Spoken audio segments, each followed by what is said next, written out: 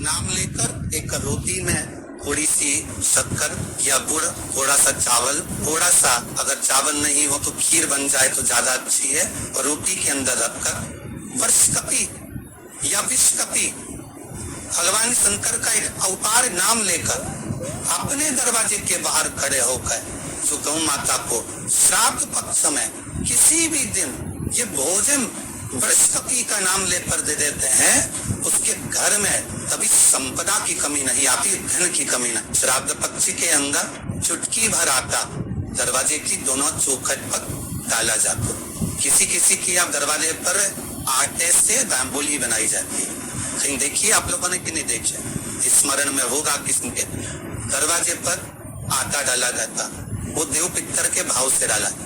जिस बेटे व्यक्ति का मंगल विवाह नहीं हो रहा हो, शुभ कार्य की सूचना नहीं आ रही हो, बहुत दिनों से भाई कहीं लगी हुई है, अटकी हुई है, नहीं काम हो रहा, हम उनसे कहेंगे ये जो 16 दिन श्राद्ध के हैं, जितने दिन निकल गए, जितने दिन बचे उन दिन में आपके दरवाजे के बाहर एक चुटकी घर से आटा लाकर चौखट के इस ओर, चौखट के उस ओर 16 दिन आपके पूर्ण हो।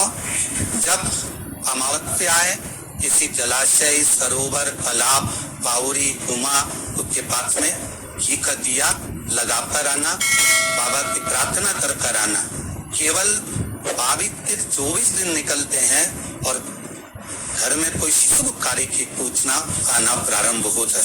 वो देव पितर का वो कार्य देव पितर का, वो देव पितर किस तरह से करेगा? बेटे की शादी, बेटी की शादी, हम कहें किसी के 42 साल भी अगर उम्र हो गई है, 40 साल, 42 साल, 35 साल, 38 साल शादी नहीं हो रही तो कर दे। इतना सुंदरता है, पितृ दोष काय से समाप्त होता है। तो स्कंद पुराण में लिखा, घर का एक लोटा पानी भरो, एक कलश में जल भरो, अपने घर में घूमो और उस पानी को ले जाकर शंकर जी को चढ़ा दो। जबकि शिवलिंग पर चढ़ाएंगे तो वो पानी जलाधारी से जाएगा। जलाधारी क्या है? माता जी का हस्त कमल, पार्वती जी का हस्त कमल। तो ये संपूर्ण जब शिव परिवार वहीं पर है तो तुम जब पानी चढ़ाओगे तो वो पार्वती को लगेगा, और पार्वती इतनी खुश होती है कि पितरलोक में अपने पितरों को कहती, अपने पिताजी को कहती है, पिताजी इसके घर का जल मेरे पास में आया है, इसके पितरों को दे देना। शिव महापुराण की कथा कहती है, अग्नि पुराण कहती है, स्कंद पुराण कहती है कि शंकर पर एक लोटा अगर पानी आप प्रतिदिन चढ़ा रहे हो तो पितरों को तर्पण की भी जरूरत नहीं पड़ती, क्योंकि उनको पानी स्वयं पार्वती से अपने पितृलोक में भेज देती। क्यों दी जाता कौआ को भोजन? सात कुछ में कौए को भोजन क्यों दिया डर? क्यों छत पर इलाकर रोटी का टुकड़ा डालते? कांची, अवंतिका, अयोध्या आदि आदि के जितने पावन क्षेत्र है, जगन्नाथ, द्वारका, रामेश्वरम, बद्री नारायण, जितने जितने पुण्यशाली क्षेत्र है, मथुरा आदि के जितने, वृंदावन आदि के जितने पुण्य क्षेत्र है, शिव महापुराण की कथा में, स्कंद पुराण में लिखा है कि जितने पुण्यशाली क्षेत्र है, सारे पुण्यशाली क्षेत्र चाहे चित्रकूट हो, अयोध्या हो, काशी हो, उज्जैनी हो, त्र्यंबकेश्वर हो, जितने पुण्यशाली क्षेत्र है, सारे पुण्यशाली क्षेत्र में पिंडदान होता है। बोल मालूम है क्या? सब तर्पण होता है, सभी जगह पिंड होता है, सभी जगह तर्पण होगा, पिंड होगा। तो श्राद्ध पक्ष में तुम इतनी सारी जगह जाकर तर्पण कर सकते हो क्या? जम के बोलिए, नहीं कर सकते। इतनी सारी जगह जाकर पुण्य कर सकते हो क्या? नहीं कर सकते। इतनी सारी जगह जाकर तुम ब्राह्मण को भोजन करा सकते हो क्या? नहीं। इतनी सारी जगह जाकर ना पिंड दे सकते, ना तर्पण कर सकते, या पुण्य कर सकते। अब ये 16 दिन में इतने तीर्थ कितने, हजारों में तीर्थ, इतने तीर्थ में जाकर कहाँ पुण्य करोगे, कहाँ पिंड दोगे? तो उसका एक निर्णय निकाल दिया कि पितरों के देवता आर्यमा कौए पर बैठ गए। कायदे बैठता है कौए पर। तो एक काम करो, जब हम पितरों के देवता आर्यमा कौए पर बैठकर पितृ लोक से 16 दिन जब भ्रमण के लिए निकलते हैं तो घूमते हैं, तो क्यों ना एक काम करे कि कौए के लिए भोजन छत पर डाल दे। हमारे छत का कौआ जब अन्न का भात ग्रहण करेगा, पितरों के देवता को बिठाकर जब घूमने के लिए निकलेगा, तो जहाँ जहाँ घूमने जाएगा, जब जब बीच में कोई तीर्थ पड़ जाएगा तो वहां के पिंडदान का फल हमको मिल जाएगा। इसलिए कौए को भोजन कराएगा। ये कौन सी सब्जी होती है जो पितृ पक्ष में ब्राह्मण को भोजन कराते समय नहीं बनाई जाती? एक तो कोमड़ा, दूसरा पत्ता गोभी। जो बंद गोभी होती है वो बंद गोभी जो की ना पत्ता पत्ता वाली, उसकी भी सब्जी पितरों के ब्राह्मण अगर भोजन करता है तो उसमें नहीं बनाई जाए। एक कुमड़ा, ये जो पेठा बनता है ना कुमड़ा का, ये भी श्राद्ध पक्ष में नहीं खिलाया जाए। ब्राह्मण के भोजन में श्राद्ध पक्ष में सबसे ज्यादा जरूरी है दूध की खीर, दूसरा उरई या गिलकी का भोजन, या तो सब्जी बनाओ या भजिया बनाओ, कुछ भी बनाओ। तीसरा मांस की दाल का भोजन, उड़द की दाल का भोजन, उड़द की दाल का या तो दही बड़ा बना लो, इमरती बना लो, या फिर बड़ा बना लो या पकोड़ा बना लो, पर उसका भोजन होना जरूरी है।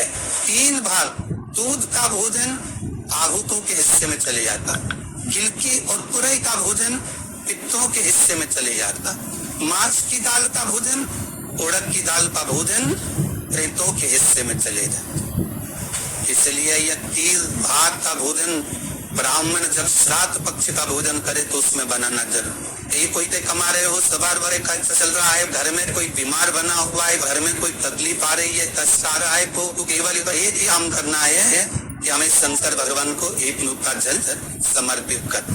परंतु श्राद्ध पक्ष के अंदर 16 सतराग के 16 दिन में से एक भिन्न भी थी। अगर हमने एक ही पानी का कलश एक ही लोटा है, ऐसा नहीं तुम्हें 27 बार पानी भर के चढ़ाना, लोटा यही है, कलश एक ही है, और उसको धीरे धीरे धीरे धीरे तर पर 27 बार छोड़ दिया जाता है। उस शिव महापुराण की कथा कहती है कि अगर रोज हमारे पितरों को, रोज हमारे पूर्वजों को अगर हमने तर्पण भी नहीं दिया है, जल भी नहीं दिया है, और शंकर भगवान को 27 बार जल का भाग समर्पित करते अपने पूर्वजों के लिए है, तो हम नहीं भी दे पाए तो एक बार देवता जल हम आपके पूर्वजों को प्रदान कर दे।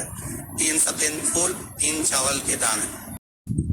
किसी भी जब तुम्हारा मन पड़ जाए समय करने के लायक ही बस तुम्हारा बेटा कंपटीशन एग्जाम में बैठा हो, परीक्षा दे रहा हो, नौकरी के लिए अप्लाई कर रहा हो, या उसको कोई कुछ आने की लगता है वो नहीं कर पा रहा, या दुकान व्यापार व्यवसाय के लिए कार्य कर रहा है पर उसका नहीं जम पा रहा, कोई लोन लेने के लिए अप्लाई कर रहा है नहीं जम पा रहा, तो 3 सफेद पुष्प और 3 चावल के पितरों की 3 बेटियां मीना, कन्या और कला, नाम बोलिए किससे? मीना, कन्या और कला, पितरों की 3 बेटियां। इन 3 बेटियों का नाम लेकर दरवाजे में पास में कटोरी को रखकर जो बेटा जो बेटी जो कंपटीशन एग्जाम में बैठ रहा है या कुछ ना कुछ करने की उनकी ललकता है, उस बेटा बेटी का नाम स्मरण गोत्र बोलता, उसी चावल और पुष्प को बाबा देवादिदेव महादेव के मंदिर में भगवान श्री नंदीश्वर को स्पर्श कराकर शिव जी की अशोक सुंदरी वाली जगह, अशोक सुंदरी जरा मालूम है सबको, अशोक सुंदरी का स्थान अशोक सुंदरी वाली जगह पर उसको समर्पित कर 3 महीने के अंदर बाबा देवादिदेव महादेव उसकी नैया पार जन्म लेगा। पर इसके साथ उसकी मेहनत, उसकी लगन, उसका भरोसा, उसकी दृढ़ता, उसकी पढ़ाई पक्की होना चाहिए, उसका कर्म पक्का होना चाहिए, जिसकी मेहनत पक्की हो।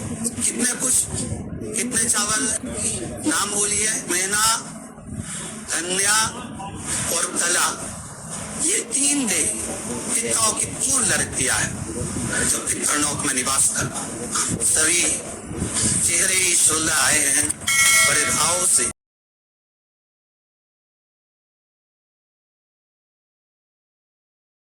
और इस कथा को सदा का लाभ अपने जीवन में उतारिएगा। क्या करना चाहिए अगर पितृदोष है और उससे निवारण करना है, शांति पाना है, तो क्या करना होगा?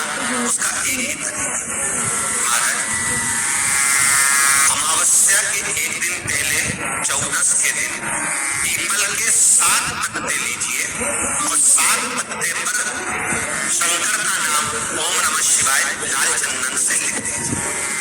7 पत्ते पर लिखकर उसको मौली, जैसे हमने भी बंदरबान बनते थे वैसे मौली की बंदरबान घर के मुख्य दरवाजे पर लगा दीजिए। कौन से दिन? अमावस्या के एक दिन पहले 14।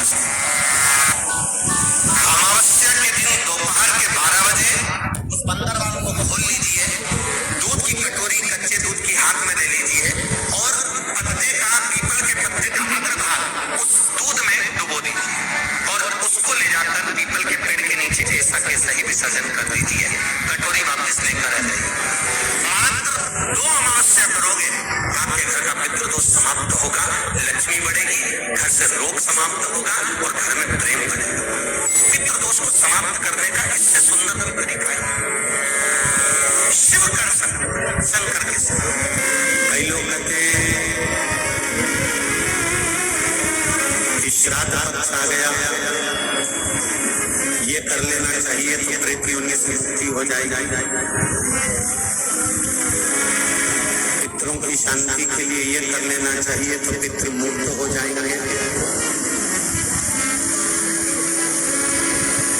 पहले तो एक बात अच्छे से समझ लो,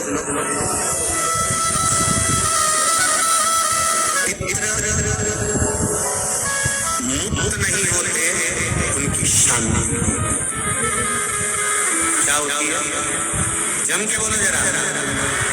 उनकी शांति होती है जब आप किसी तीर्थ में स्नान कर रहे हो, जब आप किसी तीर्थ में हो, स्नान कर रहे हो, पुण्य कर रहे हो, सत्कर्म कर रहे हो, भजन कर रहे हो, कीर्तन कर रहे हो, मंत्र जाप कर रहे हो, तो उसका एक अंश, एक भाग हमारे पूर्वजों के खाते में, हमारे पितरों के खाते में जाता है।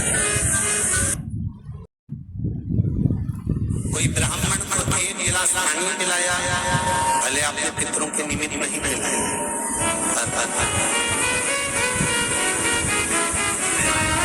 आपका एक अंश उसके खाते में चला जाएगा। उससे क्या होगा?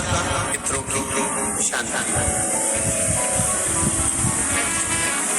और समझ लो, गया जी में पिंडदान कर देने से क्या पितृ मुक्त हो जाते हैं?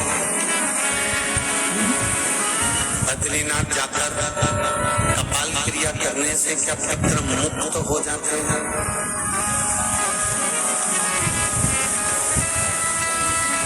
भाई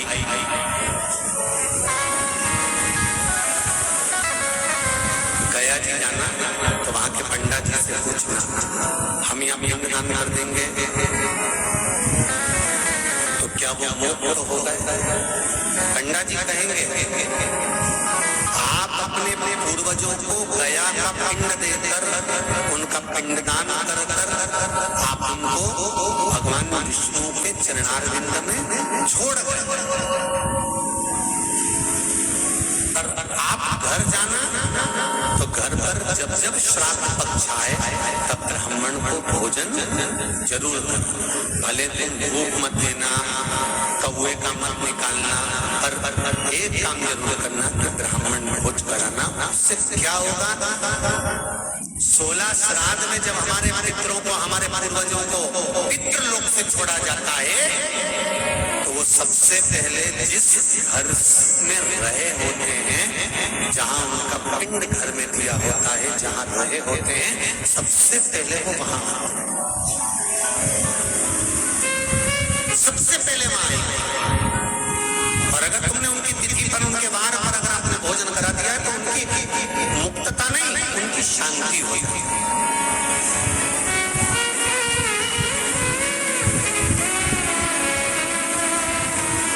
पितरों की मुक्ति कैसे है?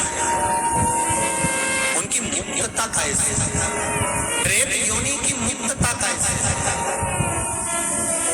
तो कहा जैसे भगवान का नाम लेने वाला व्यक्ति दूसरा जन्म नहीं पाता, उसी तरह भगवान का जो भजन करते हैं, कीर्तन करते हैं, मंत्र जाप करते हैं, या शिव महापुराण की कथा, राम कथा, भागवत कथा, विष्णु पुराण आदि आदि जितनी भी पुराण हम श्रवण करते हैं, हमारे श्रवण करने का एक भाग हमारे पितरों के खाते में जाता है, तो उस कथा के फल से उनकी मुक्ति हो जाती है, उनकी कथा के फल से मुक्तता है। प्रेत योनि से मुक्त हो गया धुंधकारी, बिंदु प्रेत योनि से मुक्त हो गया। काय से हुआ? शंकर का स्मरण, शिव महापुराण की कथा का रस तत्व ग्रहण, राम कथा, भागवत कथा का मात्र स्मरण। उससे मुक्त करो।